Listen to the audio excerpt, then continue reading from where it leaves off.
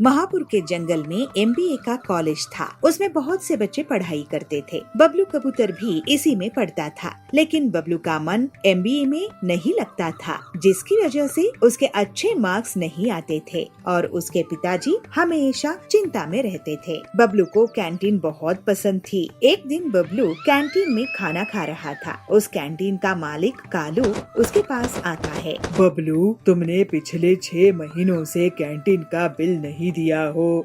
अब से तुम्हें उधार देना बंद। अगर पैसे नहीं दिए तो कैंटीन में काम करके हर्जाना भरो। कालू काका, मेरे पापा जो भी पैसे भेजते हैं वो पूरे खर्च हो जाते हैं। आपका उधार चुकाने के लिए मुझे यहाँ काम करना पड़ेगा। मुझे क्या, मुझे तो एक फ्री में नौकर मिल जाएगा। ठीक है, अब से कैंटीन में काम करना शुरू कर दो। बबलू कैंटीन में काम करना शुरू कर देता है। वो बर्तन साफ करता था, झाड़ू पोछा करता था, चाय कॉफी बनाता था और दूसरे स्टूडेंट्स को उनका ऑर्डर सर्व भी करता था। बबलू को नौकरों की तरह काम करता देख बाकी के स्टूडेंट्स बहुत मजाक उड़ाते थे। देखा देखा, बबलू तो एमबीए करना चाहता था लेकिन कैंटीन में नौकर कर रहा है। इससे अच्छा तो तुम अपने गांव में ही काम कर लेते बबलू। हरिया, तुम पढ़ाई कर लो। असली पढ़ाई काम करने में है। मैं यहाँ काम तो कर रहा हूँ ना। इस तरह से जैसे तैसे बबलू एमबीए पूरा करता है और घर वापस पहुँचता है। उसके पिताजी कड़क उसको बोलते हैं, बबलू, तू कॉलेज क्या 3rd ग्रेड से पास होने के लिए गया था? इतना पैसा खर्च करके तुझे एमबीए करवाया, लेकिन तेरे मार्क्स से तो तुझे कोई नौकरी भी नहीं मिलेगी। नहीं पिताजी, आपकी जबरदस्ती के कारण मैंने एमबीए पूरा किया हूँ। अब मैं जबरदस्ती से काम नहीं करवाऊंगा। मैं अपना खुद का काम करूँगा और एमबीए भी तो यही सिखाता है। खुद का काम करना है तो अपने पैसों से करना।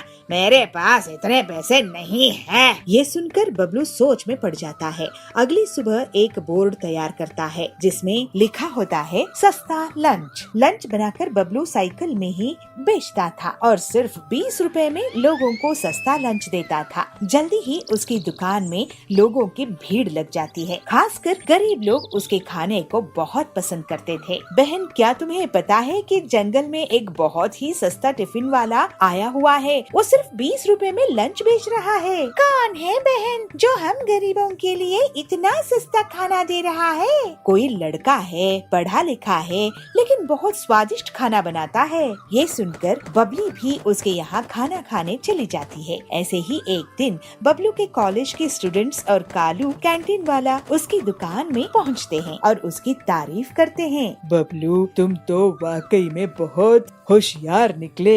हम तो बस नौकरी कर रहे हैं और तुमने तो अपना कारोबार ही शुरू कर दिया है। ये होता है असली एमबीए।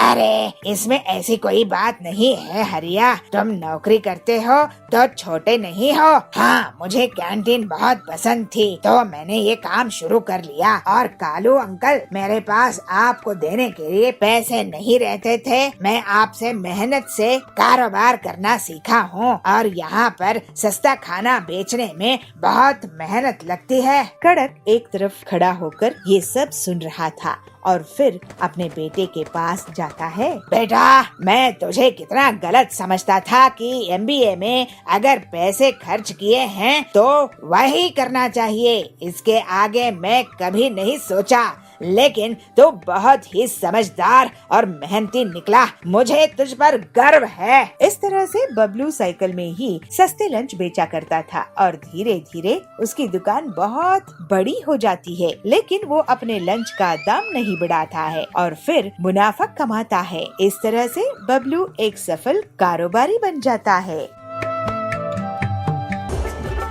साधुपुर नाम के गांव में सिंदूर नाम का एक लड़का रहता था। वह देखने में बहुत सुंदर था, लेकिन उसकी एक आदत खराब थी कि वह खाना खराब करता था। वह ज्यादा खाना लेकर खाना फेंक देता था। कुछ समय बाद उसकी शादी हो गई। वह घर जमाई बन गया। उसके ससुर ने उसको तिजोरी की चाबी और बाकी सभी जिम्मेदारी सौंप दी और बोले, मैं अभी तक अच्छे से कारोबार चलाता आया हूँ। अब तुम्हें इन सबको घर-बार की जिम्मेदारी को निभाते हुए कारोबार चलाना है। सिंदूर ने अपनी ससुर की बातों को कबूल किया। सिंदूर इसके बाद अपने पत्नी को बार बार कभी खाना, कभी चाय और कभी नाश्ता करवाते सताते रहता था। अब उसकी ससुर को इसके बारे में पता चला तो वह सिंदूर को बोले, तुम्हें दिन भर में जो चाहिए एक बार में क्यों नहीं बोल देते? तो सिंदूर उदासी से कहता है, मैं तो एक साथ बोलता हूँ, लेकिन वो कम पड़ जाता है। सिंदूर के ससुर ने इसके बाद पकाया हुआ खाना कहाँ जाता है इसकी पता लगाने के लिए रसोई में थोड़ी नजर रखनी शुरू कर दी। कुछ दिन रसोई में देखने पर उनको पता चला कि सिंदूर की मांग के अनुसार ज्यादा खाना बनता और वह पूरा न खाने की वजह से बहुत सारा खाना फ्रिज में पड़ा रहता था। इसको देख के चिंतित ससुर सिंदूर को खाने की अहमियत के बारे में सिखाने की ठान ली। एक दिन उन्होंने सिंदूर को बुलाकर कहा, हमारे पहले वाले नौकर के बच्चे की तबीयत ठीक नहीं है, मुझे वहाँ जाना है, क्या तुम भी चलोगे? सिंदूर भी अपने ससुर के साथ जाने के लिए तैयार हो गया। अपने नौकर की बस्ती में जाकर सिंदूर के ससुर ने कहा, मैं अभी रास्ता पूछ कर आता हूँ। इसके बाद सिंदूर वहीं खड़ा रहा। सिंदूर ने एक घर के अंदर झांक कर देखा तो एक छोटा बच्चा भूख के कारण रो रहा था। उसकी माँ ने अपने अनाज के सारे डिब्बे बर्तन देखे, लेकिन वो खाली थे। यह देखकर सिंदूर को रोना आ गया। कुछ देर बाद उसके ससुर आए और उसको अपने नौकर के घर लेकर गए। नौकर के घर जाने पर उसका लड़का बीमार लेटा हुआ था। जब सिंदूर के ससुर ने बीमारी का कारण पूछा तो नौकर ने कहा, ये घर से बचा हुआ भोजन लेकर खाया था, लेकिन उसको नहीं पता था कि वह खाना खराब था। उसको खा के बेटे की तबीयत खराब हो गई है। यह कहकर वह रोने लगा। कुछ देर के बाद सिंदूर और उसके ससुर अपने घर आ गए। घर आने पर सिंदूर अपनी ससुर के सामने हाथ जोड़कर क्षमा मांगते हुए आंख में पानी भर लेता है। जब उसकी ससुर ने कारण पूछा तो सिंदूर कहता है, मैं खाने को कितना बर्बाद करता था और किसी को खाने के लिए 2 वक्त की रोटी भी नहीं है। अब के बाद मैं खाने को कभी बर्बाद नहीं करूँगा। सिंदूर को खाने की कीमत महसूस होने पर उसके ससुर खुश हो जाते हैं और सिंदूर ससुर से कहता है, हमें अन्न को कभी भी बर्बाद नहीं करना चाहिए। इसके प्रायश्चित के लिए मैं अपनी हैसियत के हिसाब से हर दिन अन्नदान का बीड़ा उठाता हूँ। कहते हुए प्रसन्नता से अपने घर के पास के मंदिर जाके अन्नदान पे जुट जाता है। पीलू गुस्से में उससे कहती है, कड़कनाथ भैया अपने बेटे को संभालो, वो बहुत बदमाश है। एक दिन उसकी हरकतों के कारण आपको बहुत शर्मिंदगी उठानी पड़ेगी। मेरा बेटा घर के अंदर पढ़ाई कर रहा है, तुम्हारा बेटा झूठ बोल रहा है, अब तुम जाओ यहाँ से। कान्हापुर जंगल में सभी पक्षी मिलजुल कर साथ रहा करते थे। उसी जंगल में कड़कनाथ कौवे का परिवार भी रहा करता था। उसका बेटा कालू कौवा बहुत ही शरारती था। उसने जंगल के सभी पक्षियों की नाक में दम कर रखा था। इस तरफ पीलू चिड़िया बहुत सालों बाद माँ बनी थी। उसके घर में खुशियों का माहौल था। एक दिन पीलू चिड़िया अपने पति बबलू से बातें कर रही थी। बबलू जी, बहुत सालों बाद हमें भगवान ने माँ बाप होने का सुख दिया है। हम अपने बच्चे को किसी प्रकार का कोई कष्ट होने नहीं देंगे। हाँ पीलू, तू बिल्कुल सही कह रही है। हम अपने बच्चे को बहुत अच्छा संस्कार देंगे जिससे वो बड़े होकर जरूरतमंदों की सेवा कर सके। हाँ जी, आप सही कह रहे हैं, लेकिन हमें एक बात का ध्यान रखना होगा कि ये कभी भी कालू कौवे से दोस्ती ना करे। आप तो जानते ही हैं कि कालू कौवा कैसे सभी पक्षियों को परेशान करता रहता है। दोनों पति पत्नी अक्सर अपने बच्चे के भविष्य को लेकर चिंतित रहते थे। धीरे धीरे दिन बीतने लगते हैं। एक बार बबलू भोजन की तलाश में बाहर जा रहा था। तब पीलू अपने बेटे से कहती है, चिंटू हम लोग भोजन की तलाश में जा रहे हैं, तुम अपने घोंसले में ही रहना। अगर कालू कौवा आता है तो तुम उसके साथ नहीं खेलना। ठीक है मम्मी पापा, मैं घोंसले में रहकर आप लोगों का इंतजार करूंगा और किसी के साथ भी नहीं खेलूंगा। दोनों पति पत्नी निश्चिंत होकर वहाँ से चले जाते हैं। उनके जाने के थोड़ी देर बाद ही कालू कौवा उनके घर पहुँच जाता है। चिंटू, देख मैं तेरे लिए मूंगफली लेकर आया हूँ। अरे इन्हें खा के तो देख कितने स्वादिष्ट हैं। कालू भैया आप यहाँ से चले जाओ, मैं आपकी दी हुई मूंगफली नहीं खाऊंगा। मेरे मम्मी पापा ने आपके साथ खेलने से मना किए हैं। ये सुनकर कालू कौवा बहुत गुस्सा हो जाता है, लेकिन वो अपने गुस्से पर काबू करके चिंटू से एक गिलास पानी मांगता है। चिंटू कालू के लिए पानी लेकर आता है। कालू पानी पीकर चिंटू को पीटने लगता है और उसे डराते हुए कहता है, अपने मम्मी पापा को बता देना कि तेरी पिटाई मैंने की है। तेरे माँ बाप मेरा कुछ नहीं बिगाड़ पाएंगे। जब पीलू और बबलू घर वापस आते हैं तो अपने बेटे की हालत देखकर घबरा जाते हैं। चिंटू अपने माँ बाप को सारी घटना बताता है। पीलू इससे बहुत गुस्से में आ जाती है और कालू के घर जाती है। उस समय कालू का पिता कड़कनाथ घोंसले के बाहर ही बैठा था। पीलू गुस्से में उससे कहती है, कड़कनाथ भैया अपने बेटे को संभालो, वो बहुत बदमाश है। उसने मेरे बेटे को बहुत बुरी तरह से पीट दिया है। एक दिन उसकी हरकतों के कारण आपको बहुत शर्मिंदगी उठानी पड़ेगी। पीलू की आवाज सुनकर सुंदरी कौवी घर से बाहर निकलती है और कहती है, पीलू जब से तुम माँ बनी हो तब से तुम बहुत घमंडी हो गई हो। मेरा बेटा घर के अंदर पढ़ाई कर रहा है, तुम्हारा बेटा झूठ बोल रहा है। अब तुम जाओ यहाँ से। मेरा बेटा बहुत सीधा साधा है, तुम मेरे बेटे की आइंदा से शिकायत नहीं करना। इस तरह से सुंदरी पीलू को डरा धमका देती है और वहाँ से भगा देती है। कुछ दिनों बाद कालू कौवा फिर से बदमाशी के लिए किसी को ढूंढ रहा होता है। थोड़ी दूर में वो देखता है कि जिगरबाज का बेटा अपने घोंसले में अकेला है। उसे अकेला देखकर कालू उसकी बहुत बुरी कदर पिटाई कर देता है। जब इस बात का पता बाज को चलता है तो वो अपने साथियों के साथ कालू कौवे के घर पर धावा बोल देता है और कालू कौवे की बहुत बुरी कदर पिटाई कर देता है। कालू की पिटाई रोकने के लिए उसका पिता कड़क भी बीच बचाव करने आता है, लेकिन उसकी भी पिटाई हो जाती है। फिर सुंदरी सोचती है, अरे कालू तेरी वजह से तेरी तो पिटाई हुई, तेरे पिताजी की भी पिटाई हो गई। तू बहुत ही बदमाश है, आइंदा से तूने किसी के साथ भी बदमाशी की तो मैं ही तेरे हाथ पांव तोड़ दूंगी। इस तरह से कालू की बदमाशी के कारण उसके परिवार को शर्मिंदगी उठानी पड़ती है। पीलू सुंदरी से कहती है, मैं कहती थी ना सुंदरी बहन, एक दिन तुम्हें कालू के कारण शर्मिंदगी उठानी पड़ेगी। अब कैसा सबक मिला तुमको? अब से कालू अपनी बदमाशी करना बंद कर देता है और सभी बच्चे फिर से सुरक्षित हो जाते हैं। दोनों पति पत्नी उसके पास जाते हैं। कड़क सेठ, आप हमें हमारा पैसा वापस दे दीजिए, हमें आपसे दुकान नहीं खरीदनी है। ठीक है, ये लो 1 लाख रुपए। पीलू कहती है, लेकिन हमने आपको 5 लाख दिए थे ना। तो कड़क कहता है, तो मैंने कहा है क्या बुकिंग कैंसिल कराने के लिए? अब बुकिंग करोगे तो 10 लाख लूंगा। चलो भागो यहाँ से।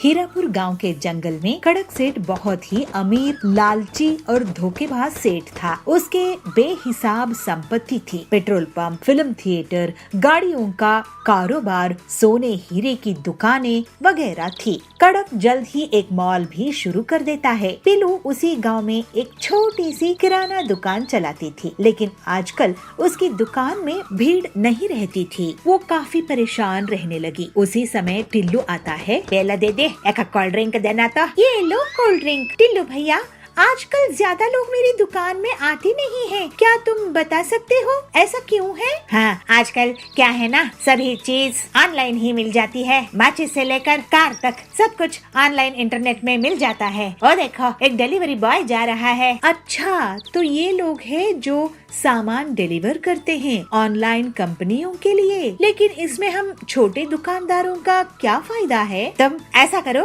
कि किसी मेन मार्केट जगह में अपनी दुकान लगा लो। बड़ी दुकानों में भीड़ रहेगी, कुछ लोग तुम्हारे यहाँ भी आ जाएंगे। इसके बाद पीलू घर आके अपने पति बंटी को सब कुछ बताती है। तो बंटी कहता है, कड़क सेठ का माल इस जंगल में बहुत चलता है, क्यों ना तुम उसी के बगल में दुकान खोल लो, पैसों का इंतजाम मैं कर दूंगा। लेकिन कड़क सेठ बहुत चालाक था। जैसे ही उसे पता चला कि पीलू उसके मॉल के बगल में दुकान खोलना चाहती है, तो वो उसे एक सौदा कर लेता है। देखो बंटी, पीलू, मेरे मॉल के सामने तुम्हारी दुकान की कोई औकात नहीं रहेगी। तुम एक दुकान मुझसे खरीद लो 5 लाख रुपए में, उसी में तुम्हारी भलाई है। अगर आप हमें 5 लाख में दुकान देंगे तो हम ले लेंगे कड़क सेठ। तो पीलू कहती है ठीक है, हम ऐसा ही करते हैं। लेकिन बहुत दिन गुजर जाने के बाद भी उनकी दुकान उन्हें कड़क सेठ नहीं देता है। दोनों पति पत्नी उसके पास जाते हैं। कड़क सेठ, आप हमें हमारा पैसा वापस दे दीजिए, हमें आपसे दुकान नहीं खरीदनी है। ठीक है, ये लो 1 लाख रुपए। पीलू कहती है लेकिन हमने आपको 5 लाख दिए थे ना। तो कड़क कहता है तो मैंने कहा है क्या बुकिंग कैंसिल कराने के लिए? अब बुकिंग करोगे तो 10 लाख लूंगा। चलो भागो यहाँ से, नहीं तो ये भी नहीं दूंगा। दोनों पति पत्नी दुखी मन से घर आते हैं। तो पीलू कहती है अब हम क्या करेंगे जी, हमारी पूरी संपत्ति खर्च हो गई है। मुझे सोचने दो, कोई न कोई रास्ता तो निकलना होगा। फिर बंटी अपने दोस्त हरिया के पास जाता है। वो एक ऑटो मैकेनिक था, उसके पास एक पुरानी गाड़ी थी। बंटी अपने दोस्त से पूरी बात कहता है और हरिया उसे उस गाड़ी का उपयोग बताकर एक आइडिया देता है। बंटी बहुत खुश हो जाता है। वो घर आकर पीलू को अपना प्लान बताता है। तो पीलू कहती है ये तो वाकई बहुत अच्छा प्लान है। अगले दिन बंटी गाड़ी में पूरी किराना दुकान सजाकर निकलता है। लोग बड़ी हैरानी के साथ उसे देखते हैं। तभी जाबाज कहता है अरे ऐसे सुपरमार्केट तो मैंने पहले कभी नहीं देखा। तो बबली कहता है वाह वाह बंटी भैया, पीलू दीदी, आप लोगों ने तो कमाल ही कर दिया है। अब से मैं आपके इस गाड़ी सुपर बाजार से ही सामान खरीदूंगा। तो बंटी कहता है ये गाड़ी सुपर बाजार पूरे जंगल वालों के लिए सबसे सस्ती दुकान है। मॉल भूल आओ, वहाँ का महंगा सामान भूल जाओ। यहाँ गाड़ी सुपर बाजार से किफायती कीमत में सामान खरीदो। हमारी गाड़ी बाजार आपके पास एक फोन कॉल में खुद ही चल कर आएगी, आपको ऑनलाइन ऑर्डर करने की परेशानी से बचाएगी और मॉल जाने की तकलीफ से भी आपको छुट्टी मिलेगी। इस तरह से बंटी और पीलू अपना गाड़ी सुपर बाजार चलाने लगते हैं और जंगल के पक्षी उनको बुला बुलाकर उन्हीं के यहाँ सामान खरीदने लगते हैं। जल्द ही कड़क का महंगा मॉल बुरी तरह से नुकसान में चला जाता है और जो उसने बैंक लोन लिया था वो नहीं चुका पाता है। इस वजह से उसे जेल हो जाती है। फिर पीलू और बबलू हंसी खुशी अपना जीवन बिताने लगते हैं। बालापुर में टिल्लू चिड़ा एक गरीब नाई था। वो लोगों का हेयर कट करता था और पैसे कमाकर घर चलाता था। टिल्लू अपने बेटे और बहू के साथ रहता था। उसका बेटा बंटी इस काम को बिल्कुल भी पसंद नहीं करता था। उसे शहर जाकर कोई कारोबार करना था। एक दिन टिल्लू का एक्सीडेंट हो जाता है।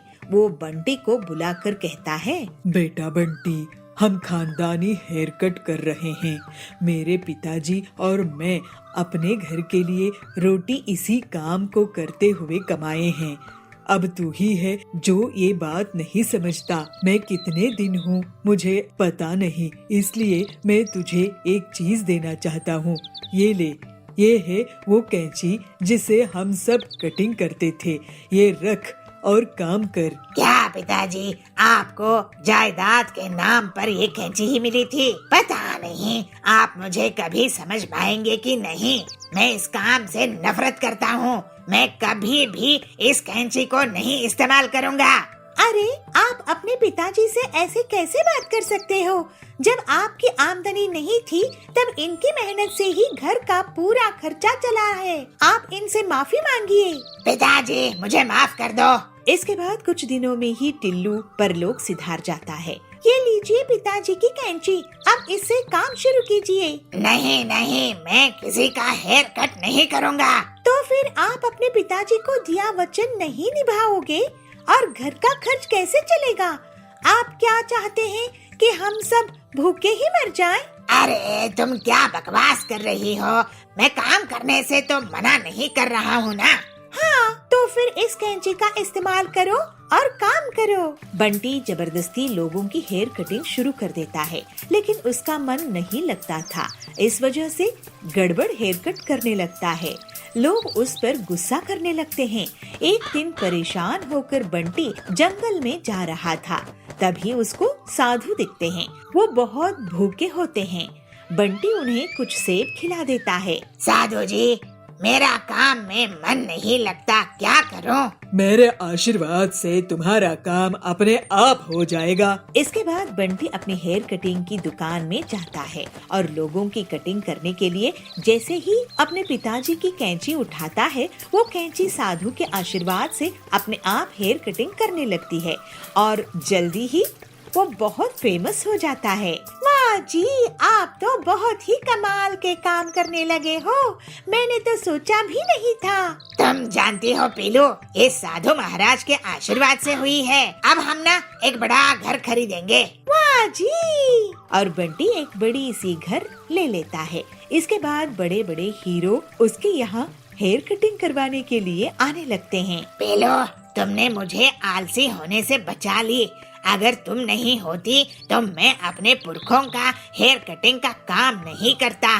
तुम्हारे कारण ही मैं इतनी तरक्की कर पाया हूँ। बड़ों का कहना मानना चाहिए जी, आपने भी वही किया। इस तरह से पीलू और बंटी खुशी खुशी रहने लगे।